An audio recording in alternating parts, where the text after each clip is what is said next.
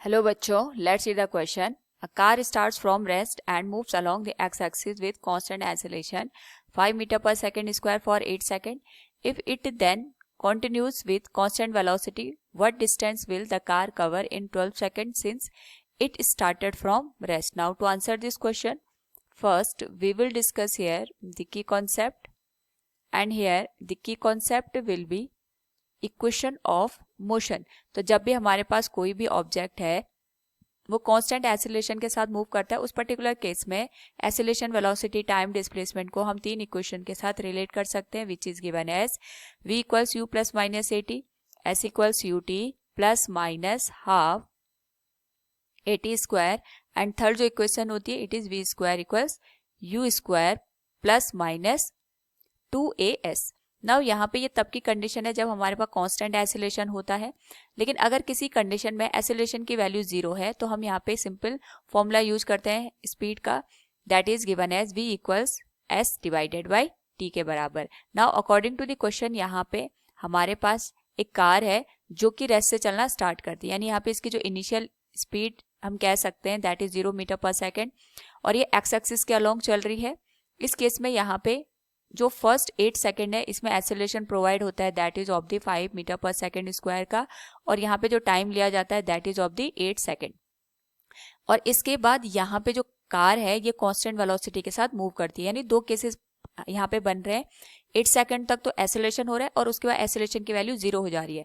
Now इस case में सबसे पहले हम यहाँ पे S1 की वैल्यू निकालेंगे कि जब 8 सेकेंड तक एक्सेलरेशन हो रहा था तो इसने टोटल कितना यहाँ पे डिस्प्लेसमेंट परफॉर्म किया. तो इसके लिए हम यहाँ पे second equation of motion apply कर सकते हैं, और जो हमारे पास सेकेंड इक्वेशन ऑफ मोशन है that is S equals u t plus half a t square.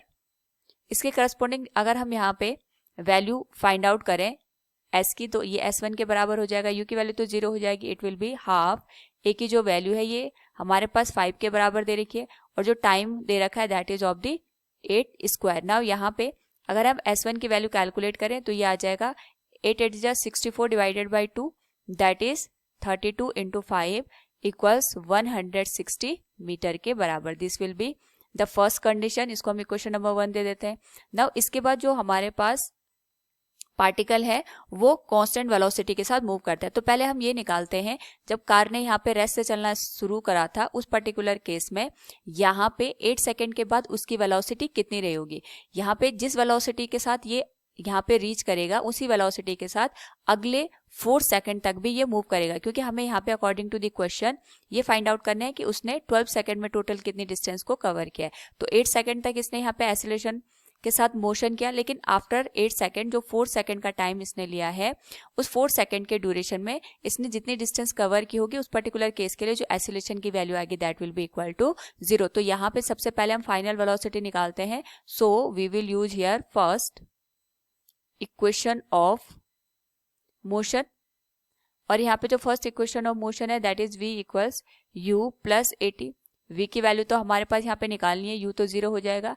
a की वैल्यू हमारे पास यहाँ पे 5 मीटर पर सेकेंड स्क्वायर दे रखी है, t की वैल्यू 8 सेकेंड है, तो यहाँ से जो v की वैल्यू निकल के आएगी इट विल बी 40 मीटर पर सेकेंड. नाउ जो हमारे पास कार है ये इसी वेलोसिटी के साथ यहाँ पे मूव करेगी.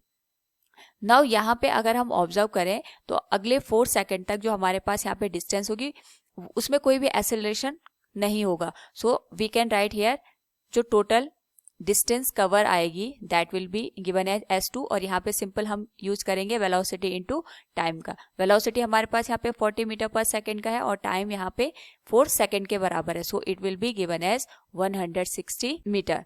This will be given as second equation. Now यहाँ पे अगर हम टोटल डिस्टेंस की वैल्यू को कैलकुलेट करें कि इस पूरी जर्नी में इसने टोटल डिस्टेंस कितनी कवर की है, तो हम यहाँ पे दोनों इक्वेशन को ऐड कर देंगे. तो दोनों इक्वेशन को अगर हम ऐड करें it will be 160 metre plus 160 metre that will be given as 320 metre. This will be the final answer. So from the given question we can say here distance covered by the car in 12 seconds since it started from rest it will be 320 meter. Hope all you understood it. Thank you and best of luck.